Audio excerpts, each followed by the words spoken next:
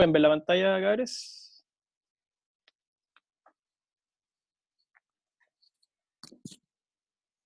Ya, bacán. Bueno, mi nombre es Francisco Rubio, soy parte del equipo de ayudantes de CONIG y hoy voy a hacerles una pequeña ayudantía de repaso para la prueba de cálculo 1.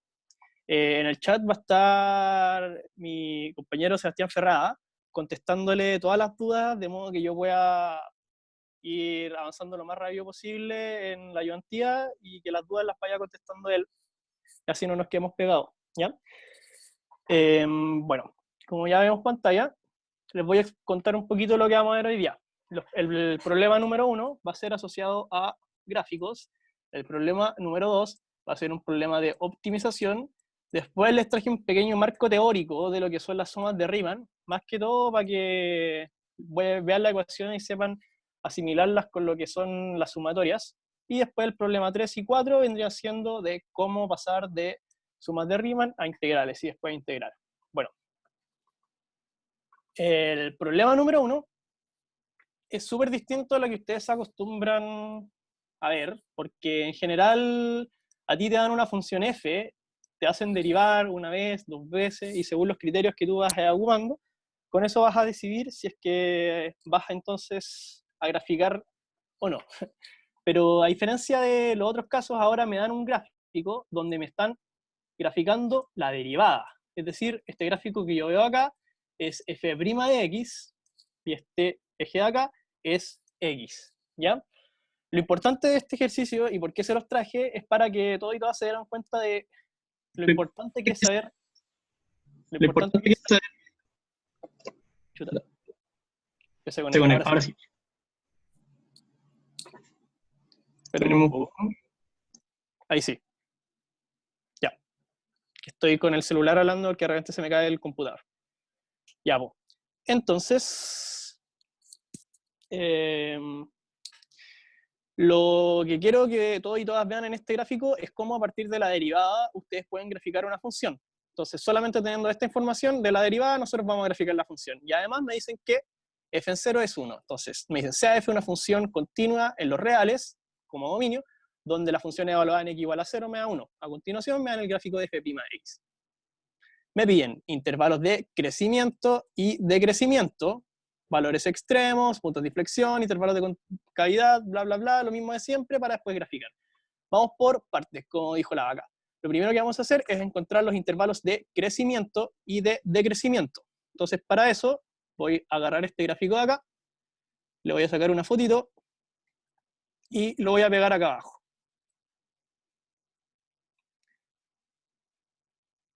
Es súper importante que cuando ustedes vean este gráfico, noten que esto es la derivada, repito, no es la función. Entonces, ver dónde esta curva sube o dónde esta curva baja, no me va a dar la información de los intervalos de crecimiento y decrecimiento. Yo sé que una función es creciente cuando f' de x es mayor a 0. Entonces, si la derivada es mayor a 0, entonces voy a tener una función creciente. Por el caso contrario, si la derivada es negativa, voy a tener un intervalo de decrecimiento. Entonces, con este argumento, es súper fácil que puedo llegar y ver el gráfico y determinar dónde hay crecimiento y decrecimiento. Entonces, todos los intervalos donde la derivada f' de x sea mayor a 0, van a ser aquellos intervalos donde la función va a ser creciente. Por ejemplo, acá, el primer intervalo de crecimiento vendría siendo de menos infinito hasta menos 4. ¿Por qué? Porque, voy a poner acá, de crecimiento, porque de menos infinito hasta menos 4, claramente la derivada es positiva. Acá, en la parte amarilla, podemos ver claramente, repito, que la derivada es positiva. Lo voy a poner también con amarillo, para que vayan cachando los colores. Y seguimos. Entonces, en este intervalo de acá, es súper fácil ver que también la derivada es creciente porque está arriba del eje de las abscisas. Entonces también voy a tener crecimiento entre 0 y 4. Con eso ya tenemos listos nuestros intervalos de crecimiento. Estamos ready. Ahora vamos a ir por los de decrecimiento, que van a ser los que están debajo del eje X. Este intervalo de acá y todo este intervalo de acá. Claramente, en los lugares donde tengo coloreado con naranjo, voy a tener intervalos donde la derivada es negativa. Entonces, si para arriba le pongo crecimiento y para abajo le pongo decrecimiento, el intervalo de decrecimiento va a estar dada desde menos 4 hasta 0 y de 4 hasta más infinito. Ya. Lo mismo que le acabo de escribir acá terrible feo con mi mano y el mouse, se lo escribí un poquito más bonito acá abajo. Entonces, vamos a ocupar los colores para que sea más fácil verlo. De menos infinito hasta menos 4, la función es creciente. Entonces, desde menos infinito hasta 4, la función es creciente. Después tenemos de 0 a 4, la función también es creciente. De 0 a 4, la función es creciente. Después, de menos 4 a 0, la función es decreciente. Acá, la función es decreciente. Y de 4 hasta infinito, claramente la función es creciente. ¿Ya? Entonces, con esto ya tenemos listo la parte A, que fue encontrar los intervalos de crecimiento y los intervalos de decrecimiento. Chuta que me salió choca la raya. Ya. Cabe destacar que estos intervalos son abiertos porque no puedo concluir absolutamente nada en los otros puntos sobre los intervalos de crecimiento. Aún. Ya, acá le puse una observación que dice que en 4 se produce una discontinuidad en la derivada, pero eso no quiere decir que la función sea discontinua. De hecho, si vemos el enunciado, ya me dicen que yo puedo asumir que la función es continua. Entonces, esta línea roja punteada que ustedes ven acá está asociada a que la función no sea derivable, no así a que la función no sea continua, ¿ya? Entonces lo importante de ver esto acá es que no por ustedes ver una discontinuidad en la derivada, ustedes pueden llegar y asegurar que la función es discontinua. Todo lo contrario, puede o no serlo. Ya, entonces teniendo listos los intervalos de crecimiento, lo que vamos a ver ahora son los valores extremos, ¿ya? Más bien conocidos como puntos críticos. Yo veo este gráfico acá, que lo voy a copiar y pegar de nuevo, denme un segundo. Voy a insertar otra página. Ya, entonces voy a agarrar el mismo gráfico que estaba ocupando antes y lo voy a copiar acá en mi nueva plana. Pero ahora, a diferencia de antes, me preguntan cuáles son los valores extremos. Yo mirando este gráfico, lo voy a agrandar un poquito, me quedo medio pixeleado, pero da lo mismo. Los puntos críticos los puedo encontrar claramente donde la derivada se hace 0 o la derivada no existe. Entonces, lo más sensato para proponer dentro de este ejercicio es proponer como punto crítico x igual a menos 4, x igual a 0 y x igual a 4. Si vamos a la respuesta que yo les escribí acá, dice lo siguiente. Los valores extremos son aquellos donde la derivada no existe o es 0. La misma definición que les di anteriormente de un punto crítico. Ya. Este que les puse acá está un poquito de más, como que me lo voy a saltar en realidad porque yo creo que esto, el punto de x igual menos 2, cuando yo concluí con punto de inflexión, me gusta a mí personalmente concluirlo con la segunda derivada. Pero como bien pueden ver, en los últimos 3 puntos que les puse acá, x igual a menos 4, x igual a 0 y x igual a 4 son los puntos críticos en los cuales yo voy a evaluar cómo se comporta mi función. Entonces partamos por x igual a menos 4. Si yo analizo qué pasa en x igual a menos 4, dentro de todo este intervalo, o mejor aún, un intervalo muy chiquitito, en torno al menos 4, yo puedo concluir rápidamente que la segunda derivada es negativa. Eso quiere decir que la derivada f' de x está decreciendo, lo que se ve claramente en esta pendiente que tiende a bajar. Entonces, como bien sabemos de la parte teórica, una segunda derivada menor a 0 me implica un intervalo cóncavo, es decir, triste, ¿ya? Cóncavo es triste, convexo, feliz, ¿ya? Entonces, una segunda derivada negativa me implica concavidad en ese intervalo. Entonces acá lo que dice, x igual a menos 4, f' se mantiene decreciente, lo que significa que f2' es menor a 0, entonces f pasa de ser creciente a decreciente, por lo tanto corresponde a un máximo, ¿ya? Lo que yo hice fue verlo con el criterio de la concavidad. Acá lo único que vieron fue el cambio de signo. Eso quiere decir que, voy a borrar esto acá, chuta, no puedo borrarlo, que si yo hago una tablita y pongo justo acá x igual a menos 4, yo tengo que la derivada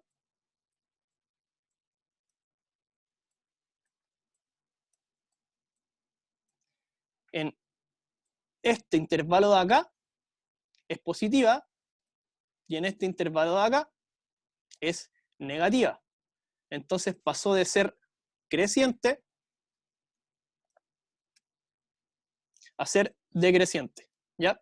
Esa sería una segunda forma de poder demostrar que ese punto de ahí es máximo, ¿ya? Entonces puedo ocupar el criterio de la primera derivada, viendo que en el punto, antes mi función era creciente y después es decreciente para demostrar que es máximo, o puedo ocupar el criterio de la segunda derivada, donde si demuestro que la segunda derivada en el punto es negativa, significa que mi función es cóncava, entonces al ser la derivada igual a 0, me va a implicar que voy a tener un máximo justo en este punto de acá, ¿ya?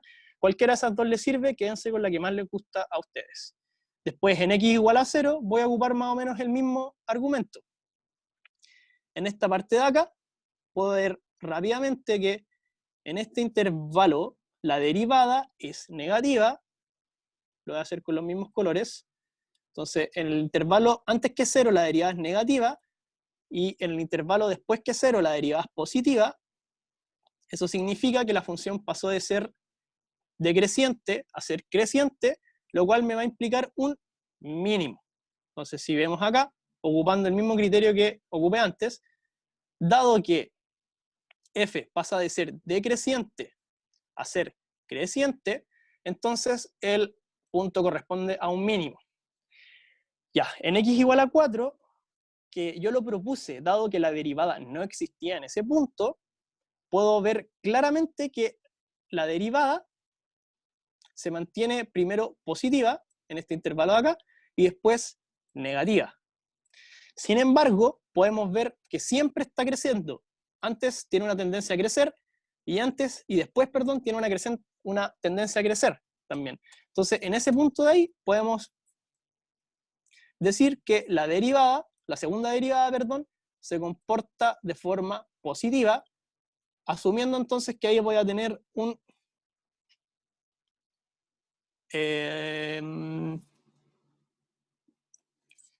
intervalo creciente, o sea, va a ser convexa, y va a ser, por lo tanto, ahí me equivoqué,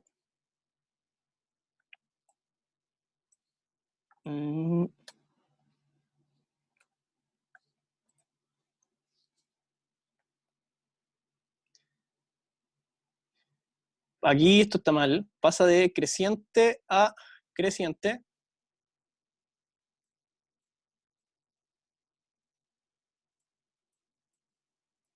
pasa de ser creciente a creciente, y por lo tanto, perdón, acá me están hablando de f de primo, ahí me confundí.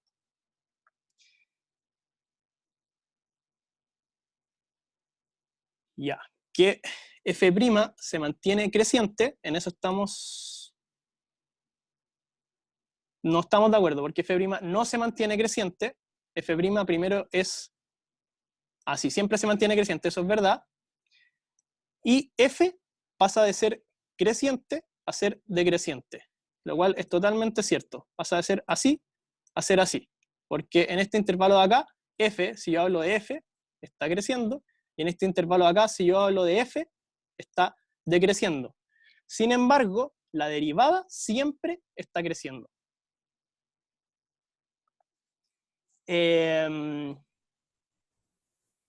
Acá no tuvo un cambio de convexidad. Chuta. No tuvo un cambio de convexidad, así que no es siempre convexa, ¿ya? Pero sin embargo, esto es lo que quiero llegar, no me va a implicar que sea este de acá un mínimo, sino que va a ser una punta así, ¿ya? En este punto, en este de acá es x igual a 4, antes tengo que la función es creciente, después tengo que la función es decreciente, tengo que en ambos intervalos la función es convexa, pero aún así, al yo tener un cambio de crecimiento de la función a decrecimiento, me va a implicar que sea ahí un máximo, quedando ahí que corresponde a un máximo. Con eso tendríamos listos los valores extremos y pasaríamos entonces a calcular los puntos de inflexión. Los puntos de inflexión se proponen igualando la segunda derivada a cero o proponiendo los puntos donde la segunda derivada no existe. Entonces, si volvemos acá al gráfico inicial, ¿alguien tiene prendido su audio, porfa? Si lo puede apagar.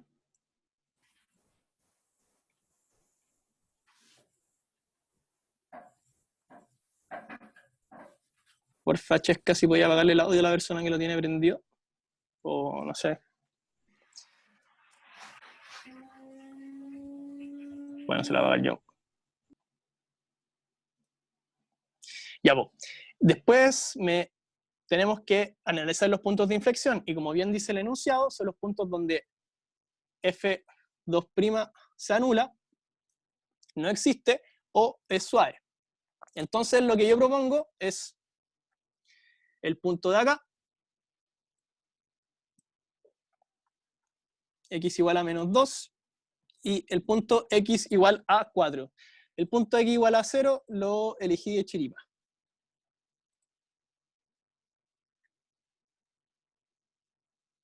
Ya. Entonces, si se fijan, el punto 0 no me va a entregar un cambio de concavidad. Si grafico los signos de la derivada de esta función, me voy a tirar esta línea de acá, esta de acá, y esta de acá la voy a continuar. Yo sé que si analizo la segunda derivada, entre menos infinito y menos 2, esta está decreciendo, entonces aquí es triste, siempre lo triste decrece, en todo este intervalo de acá está creciendo, y ahí está súper feliz, y todo este intervalo de acá está creciendo también, entonces ahí también está feliz. Así puedo analizar la segunda derivada. Entonces ya está súper claro que entre menos infinito y menos 2 va a ser cóncavo, y entre menos 2 y más infinito va a ser convexo. Entonces acá es lo mismo que les dibujé arriba, diciendo que entre menos infinito y menos 2 va a ser cóncava hacia abajo, porque F' es decreciente, y en todo lo demás va a ser cóncava hacia arriba. ¿Por qué? Porque tengo que la derivada es creciente. Estamos listos con los puntos de inflexión. Perdón, estamos listos con los intervalos de concavidad, y los puntos que me implican un cambio de concavidad son los puntos de inflexión. Entonces, claramente el punto de inflexión vendría siendo x igual a menos 2. Entonces, listo, nos pidíamos la C y la D al mismo tiempo. Puntos de inflexión y intervalos de concavidad y convexidad.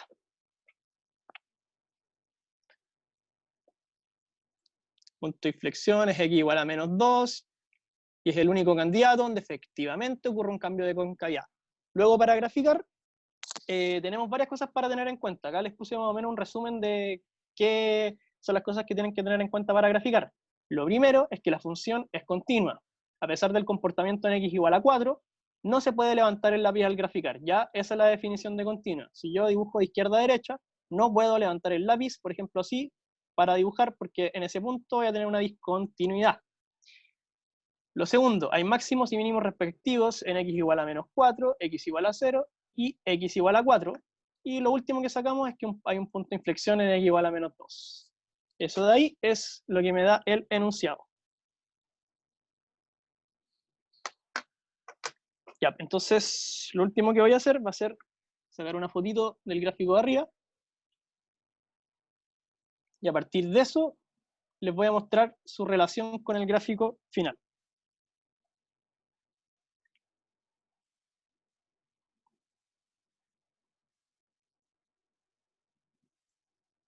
Ya.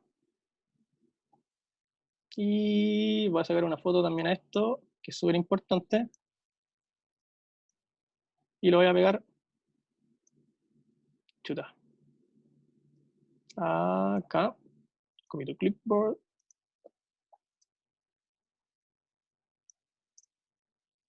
Ya. Entonces, tenemos que la función es continua. Eso nos implica que no podemos levantar el lápiz. Después nos dice que tenemos un máximo en x igual a menos 4. Aquí puse un máximo. Después tenemos un mínimo en x igual a 0 y un máximo después en x igual a 4. ¿Ya? Entonces, yo voy a hacer el gráfico al lado pensando que no tengo idea cómo se grafica esta cuestión de acá. Entonces tengo un máximo en x igual a menos 4 acá. Tengo un mínimo en x igual a 0, que yo sé que justo vale ahí 1 porque me lo da el enunciado, y después tengo un máximo en x igual a 4. Si está más arriba o más abajo que el otro, no lo sé. No tengo la mínima idea. Eso vendría siendo la información que me da este statement de acá. Luego me dicen que hay un punto de inflexión en x igual a menos 2. Entonces yo sé que acá voy a tener un cambio de concavidad. Antes que x igual a menos 2, siempre mi función va a estar súper triste. Y siempre después de x igual a menos 2, mi función va a estar muy feliz. Entonces, al ser x igual a 4 un máximo, va a ser una punta y va a seguir siendo feliz. Ahí pueden ver claramente cómo la discontinuidad que les mostré antes en la derivada me implica una punta, pero no me implica que la función sea continua, sea discontinua, perdón. Entonces, teniendo la información de los puntos negros que ven acá, y teniendo la información de la concavidad que ven ahí, voy a hacer el dibujo. En realidad sería algo más o menos así. Ya. ¿Y por qué les traje este ejercicio en relación a cualquier otro? Porque básicamente en la prueba no les pueden preguntar grafique, bla, bla, bla, ¿cachai? Como es una pregunta que no se puede hacer por el tema de alternativas, yo creo. O sería igual peludo de evaluar, siento, como alguien tiene que mirar el gráfico para poder corregirlo. Entonces lo que quiero que entiendan con este ejercicio es cómo calcular cada uno de los puntos del gráfico y qué implica. Y lo que más me interesa es que sepan diferenciar qué información es la que te entrega el gráfico de la derivada, porque les apuesto mi cabeza a que les van a preguntar algo relacionado a eso. O sea, por lo menos yo lo haría. Bueno, se supone que ahora desarrollo de...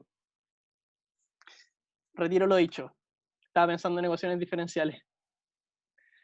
¿Qué otro ramo? ¿Qué nos va a hacer? Bueno, entonces el segundo ejercicio que les traje se trata de optimización. Los problemas de optimización, antes de leerlo, a mí me gusta encasillarlos de una forma súper mecánica. En general, los problemas de optimización que ustedes encuentran en cálculo 1 van a ser una cuestión más o menos así. Ustedes van a tener un enunciado a la izquierda.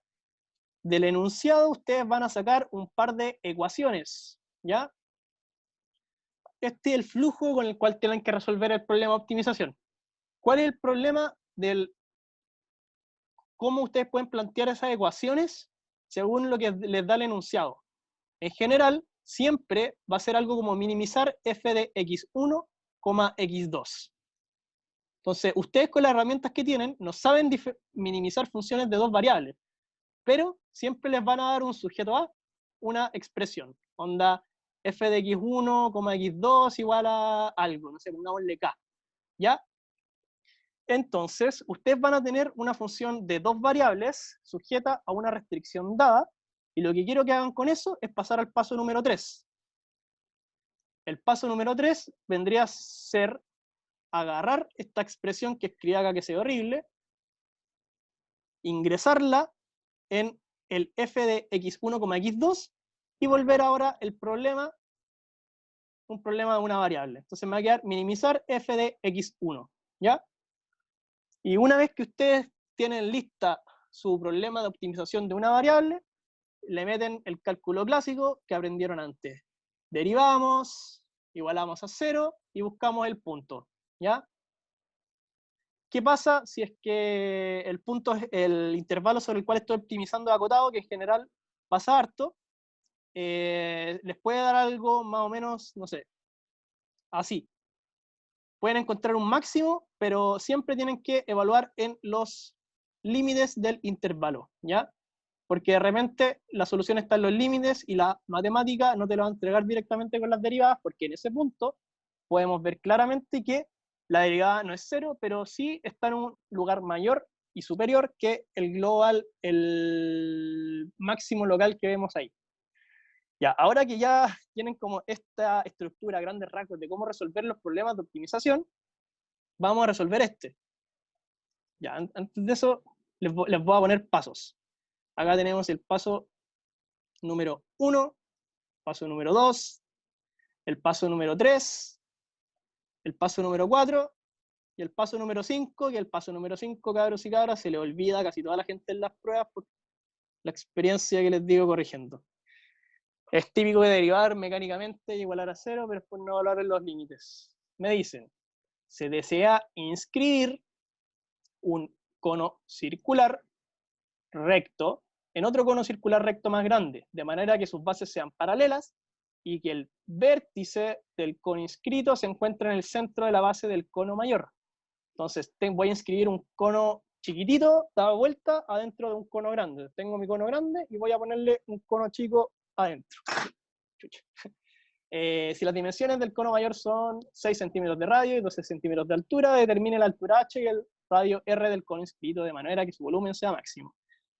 Ya, entonces voy a borrar todo este chamuño que le escribí acá y vamos a ocupar los pasos 1, 2, 3, 4 y 5 para resolver este ejercicio.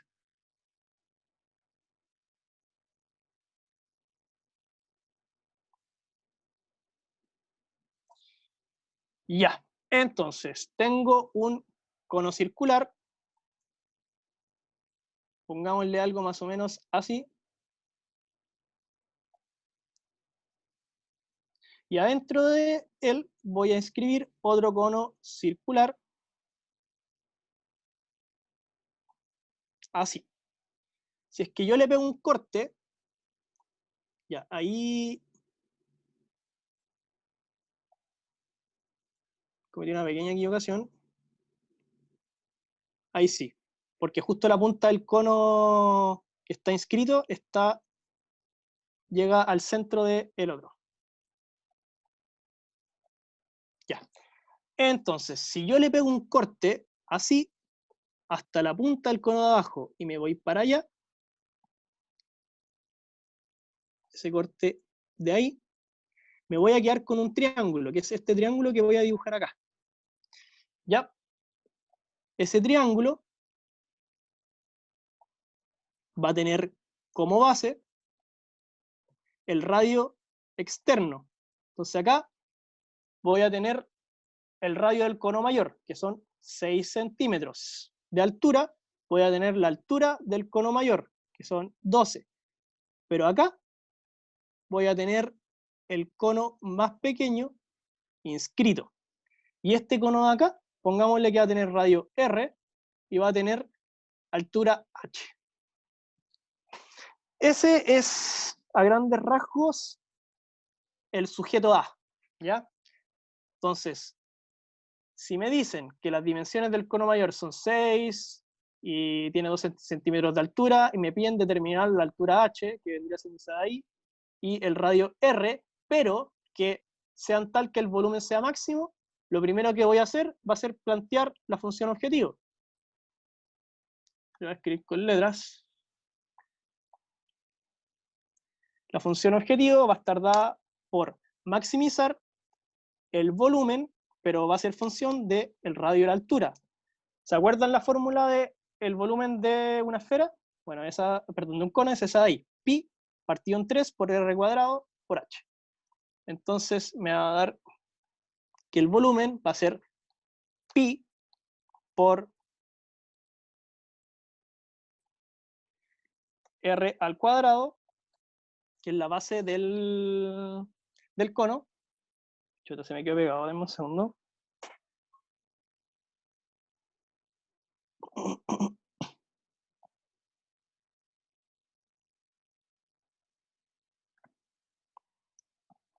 Y ahora sí. Ya, entonces aquí estamos que me da pi por r por h, por r al cuadrado, por h, pero todo eso partido en 3. Que es la misma fórmula que está ahí abajo, ¿ya? Pi partido en 3 por r cuadrado partido en h. Ya. Este vendría siendo mi función objetivo, pero si se fijan, tiene dos variables. Tiene r y tiene h. Entonces, yo tengo que encontrar una ecuación, que la voy a escribir acá como sujeto A, que me permita escribir una de esas variables, r o h, en función de la otra, meterla en esa ecuación y dejar que el volumen sea una función de una pura variable. Entonces, lo más interesante acá les puse un poquito más bonito el dibujo. El 12 de ahí es, para los que preguntaron por el chat, es hasta ahí, ¿ya? Entonces, acá tenemos la altura del cono, 12. Aquí tenemos la altura del cono inscrito, h, el radio del cono inscrito, r. Y la expresión del volumen, que como bien pueden ver, depende de dos variables, r y h, que es lo que no queremos, porque si pasa eso, no lo podemos expresar en función, no podemos ocupar las herramientas que conocemos de cálculo 1.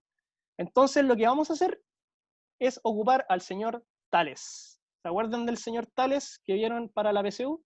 Es la típica. En realidad, para poder encontrar ese sujeto A, les recomiendo ocupar al señor Tales, les recomiendo ocupar Pitágoras, les recomiendo ocupar eso. En general son las que más se repiten en las pruebas, ¿ya?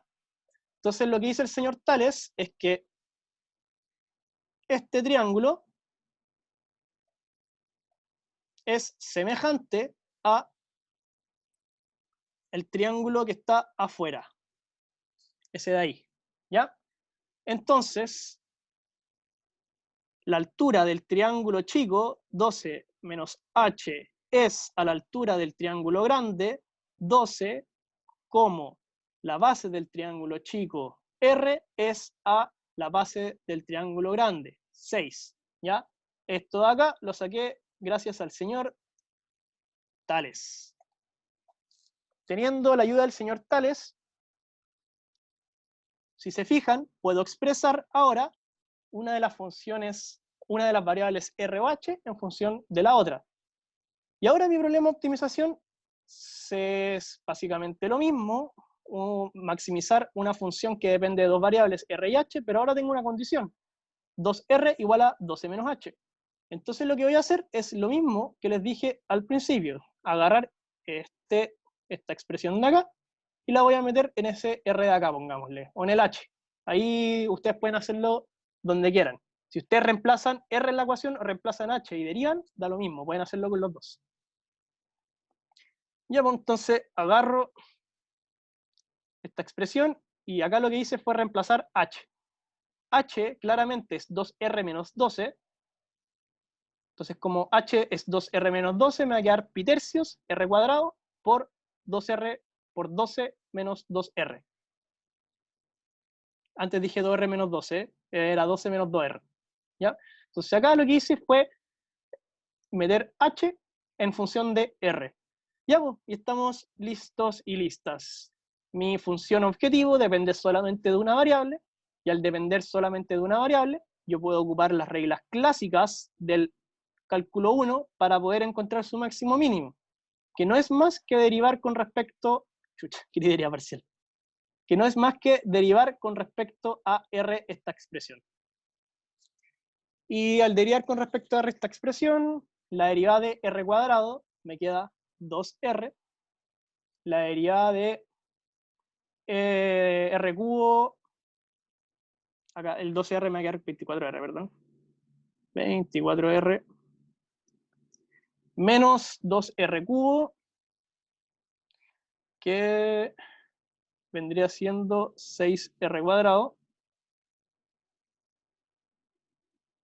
Y todo eso multiplicado por pi tercios. Ya, pues 3, 24 partido en 3, 8, 6 partido en 3, 2. Listo. Tenemos la expresión para la derivada. ¿Y qué nos dice el criterio de máximos o mínimos de las derivadas? Que en el máximo o en el mínimo, una condición que siempre se tiene que cumplir es que la derivada sea igual a 0. Entonces, igualamos esto a 0.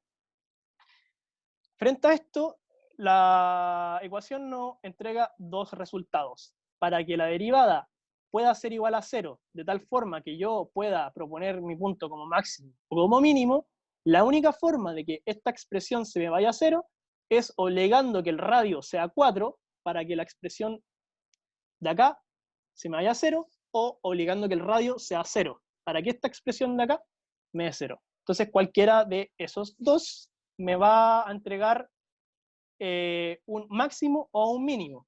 Ahora que ya tengo estos dos puntos, R igual 0 y R igual 4 como criterio, como candidatos a máximo o mínimo, yo voy a verificar cuál es máximo o mínimo. Y ahora les pregunto por el chat y quiero que me respondan ustedes. ¿Qué dicen de R igual 0 y R igual 4? ¿Cuál creen que es mínimo y cuál creen que es máximo? ¿Me pueden responder eso? Sí, 4 tiene que ser máximo, porque R igual 0 implicaría que el volumen sea 0. Entonces, claramente cuando tiro el radio a 0, lo que estoy haciendo es minimizar el volumen. Y es lo mismo que sale acá. Sabemos que si R es igual a 0, entonces se genera un cono con volumen 0. Por lo que este puede ser o un mínimo, por lo que solamente puede ser un mínimo. Lo que lleva a concluir que el máximo está en R igual a 4. ¿Cómo pueden comprobar que ese es máximo? Hacemos el criterio de la segunda derivada. El criterio de la segunda derivada dice que si la segunda derivada evaluada en R igual a 4 es mayor que 0, entonces el punto va a ser, es menor a 0, entonces el punto va a ser máximo. ¿Por qué? Porque va a ser cóncava y va a estar triste y va a estar ese punto ahí. Entonces, si evalúo un 4, me da 8pi menos 4pi por listo. Me da terrible negativo, menos 8pi. Entonces, con el criterio de la segunda derivada, yo puedo concluir que R igual a 4 es máximo. Y con eso estamos listos.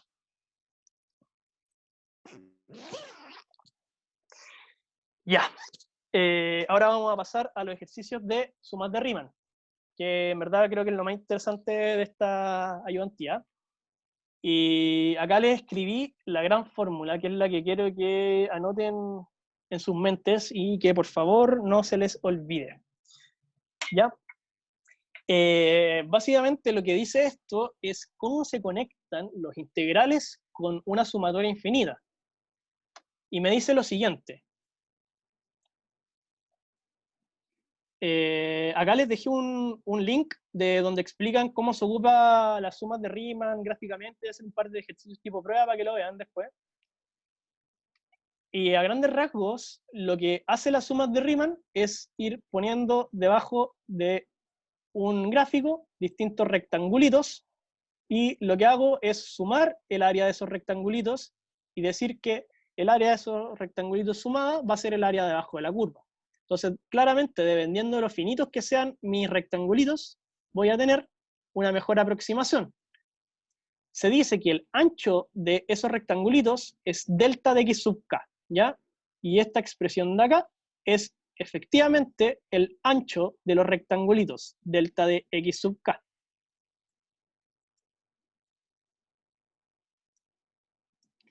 Esto que ven adentro de la función evaluada es nada más ni nada menos que la altura de los triangulitos.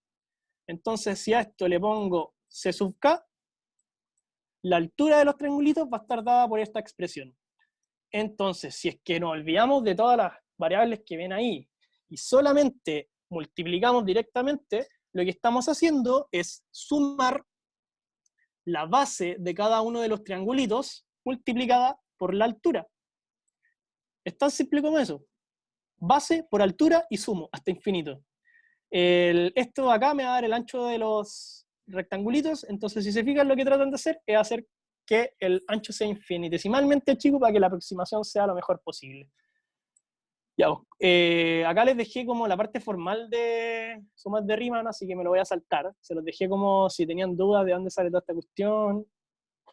Acá les puse lo mismo, pero es la parte más importante. Y a lo que quiero llegar es que siempre tienen que encontrar lo naranjo y lo amarillo, ¿ya? Eso es el gran símil que ustedes tienen que hacer. Acá les dejé la tabla de integrales más usadas, que la saqué del libro del Seba Soto, que es muy bueno y se lo recomiendo a Galeta. Y eso, acá me faltó más C, para que la ocupen. Bueno, acá tenemos el siguiente límite con unas integrales de Riemann. Entonces, lo que quiero hacer con este tipo de ejercicios es que más o menos mecanicen cómo calcular las sumas de Riemann. Que, pucha, en realidad lo encuentro bastante difícil cómo intentar mecanizarlo. El libro de Seba Soto. Se los puedo compartir al final de la ayudantía, que es muy bueno. Es como un libro, es un compilado de su ayudantía. Entonces esta ecuación de acá es el santo grial, ¿ya? Esta cuestión es la que ustedes, todos y todas ustedes, tienen que ocupar. Entonces voy a mi ejercicio. Cualquier ejercicio, paz. Lo primero que hago es escribir la fórmula en mi prueba. Y lo que yo quiero hacer para poder transformar esta cuestión asquerosa esta cuestión asquerosa que ven acá en un integral es escribirlo de la siguiente forma, ¿ya? Eso es todo. Entonces, lo primero que vamos a hacer, si se fijan, es escribirlo como sumatoria, porque si no está escrito como sumatoria y es de k igual 1, no me sirve para absolutamente nada. Entonces, para poder escribir esto como sumatoria, lo primero que voy a ver es cuál es el índice que cambia. Entonces, el n de arriba se mantiene constante, ningún problema. El n cuadrado se mantiene constante, ningún problema. Y puedo ver que acá me cambia primero como 1, después como 4, después como n cuadrado. Entonces, ese va a ser el que está asociado a la variable k. Yo voy a, pongámosle L a esta cuestión. Entonces, yo puedo decir que L va a ser la sumatoria de n, que es el que está en amarillo constante, partido en n cuadrado, que yo también va a ser constante, y acá tengo que poner algo que dependa de k. ¿Me pueden decir por el chat qué se les ocurre? ¿Qué k tiro?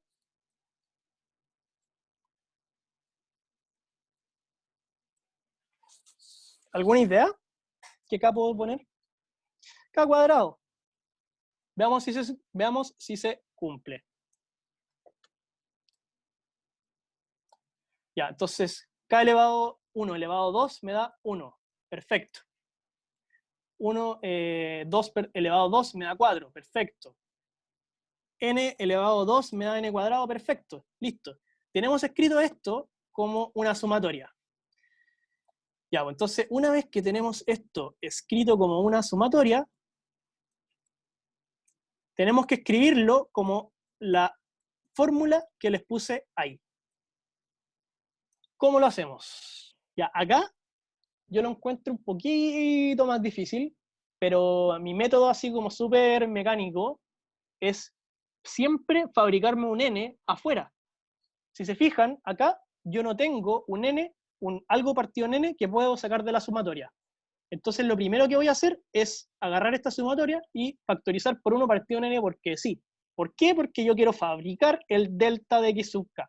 Y el delta de x sub k está dividido por un n que no me aparece, entonces lo voy a hacer aparecer mágicamente.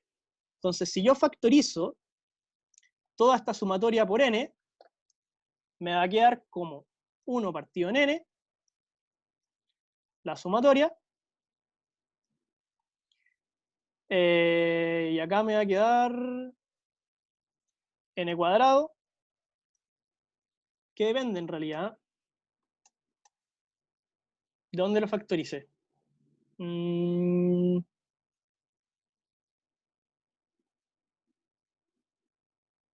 Ya, mejor lo voy a escribir más bonito primero. Esta sumatoria de acá la puedo escribir como n partido en 1 más k partido en n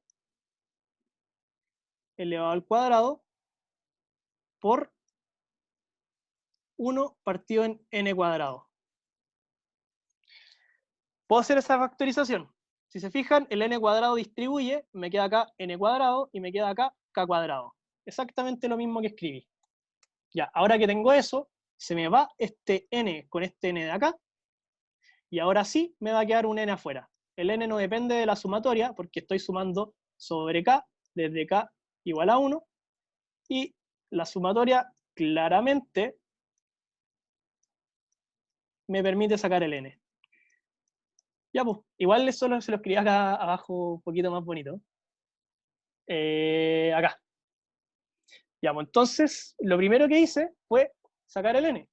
Entonces, si se fijan, ¿por qué yo quiero sacar el n? Porque yo busco que esta fórmula se parezca a la que sale acá arriba, y esta que sale acá arriba, vean que tiene un n acá dividiendo.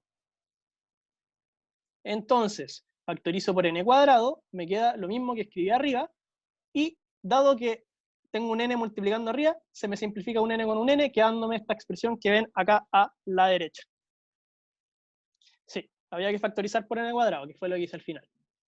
Entonces, el tema es que ahora tengo esto, y ahora voy a volver a la parte primeriza, porque hay algo muy importante que quiero que todos sepan. Llegué a esto de acá. L es esa expresión que ustedes ven ahí. Entonces, ¿por qué la traje para acá? Porque quiero que vean esto. Ahí, lo amarillo, yo quiero que sea igual a lo amarillo. Y lo naranjo, yo quiero que sea igual a lo naranjo. Todo el resto está exactamente igual. Tengo una sumatoria desde k igual a 1 hasta n, y tengo un límite que va desde n hasta infinito. ¿Qué puedo deducir de lo que yo les acabo de escribir acá? Claramente que b menos a es 1. Ya, pero acá es donde la mayor cantidad de personas comete el error. Dicen, b menos a es 1, a es 0, b es 1, listo. Tengo listo mi integral. Pero no. La regla dice así, yo siempre tengo que elegir primero a, y después que elijo a, recién puedo elegir b, ¿ya? Porque si se fijan, acá me aparece el mismo delta de x sub k, pero acá me aparece un a. Y eso lo vamos a anotar mejor en la última parte. Ya pues, entonces, yo tengo que encontrar una función tal que la evalúe. Ojo con esto. Tengo encontrar una función tal que si lo evalúo en esto que ven acá, me dé lo que hay dentro. ¿Qué es lo que ven acá adentro? Ven un a más b menos a partido en n menos k. Lo voy a copiar y lo voy a llevar un poquito más lejos.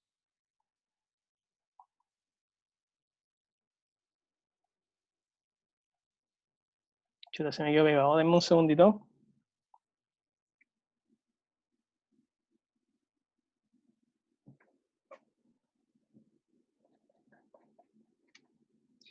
Acá.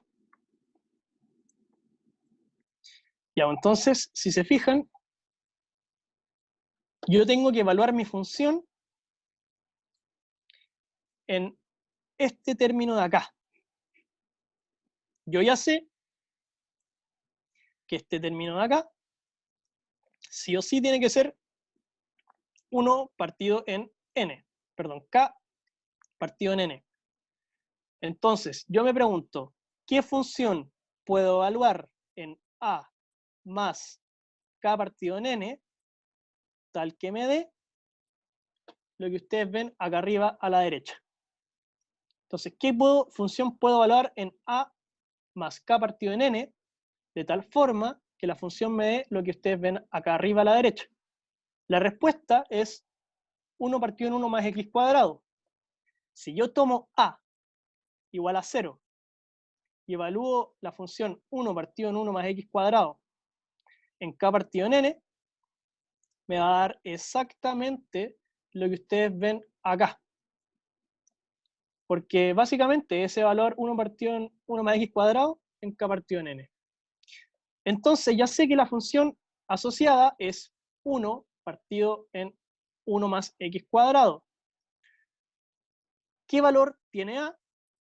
A tiene, ojo, tiene que valer 0, porque yo lo dije cuando elegí la función que iba a asociar la suma de Riemann con mi integral.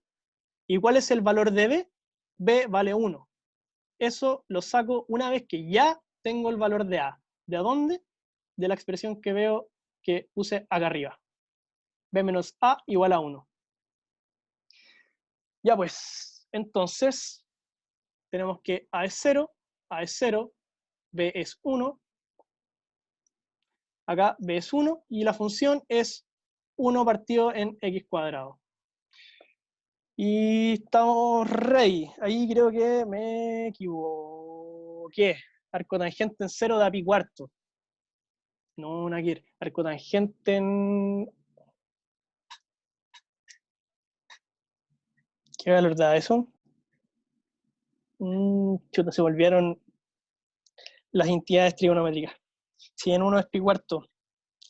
Sí, porque tangente 45 te da 1. Sí, es pi cuarto. Nada que ver acá pi medios. Ahí, pi cuarto. Ya. ¿Por qué da 0? Porque si, imagínense, yo evalúo en, por ejemplo, 1 más k partido en n. Suponiendo que a es 1 y b es 2. La función me quedaría así. 1 partido en 1 más 1 más k partido en n al cuadrado. El problema es que esto que le escribí acá no se parece a lo que le escribí acá arriba, porque a está tomando el valor de 1, lo cual es incorrecto. Entonces la única forma de que se parezca a lo que sale acá arriba es que a valga 0. Si no, no va a ser exactamente igual. ¿Ya? Eso Pablo y Alonso. Espero que les haya servido la pregunta. Ya, pues, y el último que les traje es este de acá, que era para que ya lográramos como consolidar los conocimientos. Fíjense que voy a agarrar la misma, pero la misma cuestión de fórmula, la voy a pegar acá mismo y les voy a preguntar lo mismo. Los mismos pasos. Primero, ¿está escrito como sumatoria? Sí. Nos saltamos un paso con respecto al ejercicio anterior. Lo segundo, ¿tengo un n afuera? Sí. Listo, acá tengo un n afuera. Parece que está un poquito más fácil la cuestión. Entonces, ya de eso, como primera aproximación, puedo decir que b menos a es igual a 1. Pongámosle mejor b menos a partido en n es igual a 1 partido en n, ¿ya? Que eso de ahí es lo que estoy sacando mirando esta cuestión de acá. Primera ecuación que me saco, b menos a partido en n igual 1 partido en n. Ya, lo segundo es que acá tengo una función que la tengo que evaluar en a más b menos a partido en n por k. Pero yo me sé propiedades de los logaritmos naturales, entonces podría escribir esto de una forma un poquito más inteligente. Y esta forma, pongámosle acá logaritmo natural, ya, a esto le voy a poner f, y yo puedo decir que f es lo mismo que logaritmo natural de n más i partido en n. Porque el logaritmo natural de a menos b es lo mismo que el logaritmo natural de a partido en b. Entonces, teniendo este f listo, yo puedo escribir la sumatoria de la siguiente forma. Como el límite, cuando, ya, el límite no lo va a saltar, lo voy a poner L, ¿no? El límite cuando n tiende a infinito de 1 partido en n por la sumatoria de ese logaritmo natural. Ya. Ahora lo que necesito es que lo que esté acá adentro se parezca a lo que ven ustedes acá.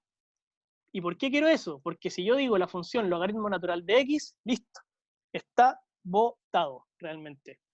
Entonces, esto de acá, lo que ven acá adentro, lo puedo reescribir, si se fijan, como 1 más 1 partido en n por i.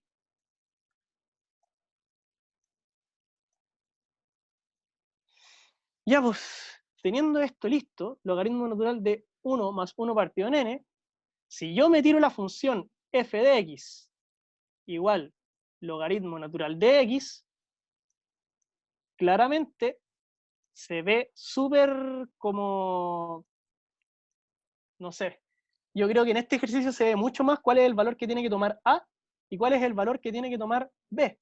Porque si se fijan, voy a ocupar otro color, pongámosle naranjo.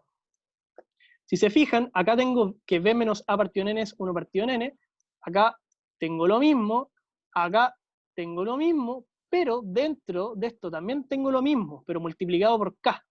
Y fíjense que acá me apareció de nuevo 1 partido en N. Entonces, mirando las expresiones, puedo ver rápidamente que el A que ven ahí tiene que ser 1, para que se parezca. Tiro entonces A igual a 1. Si A es 1, para que B menos A me dé 1, B tiene que ser 2.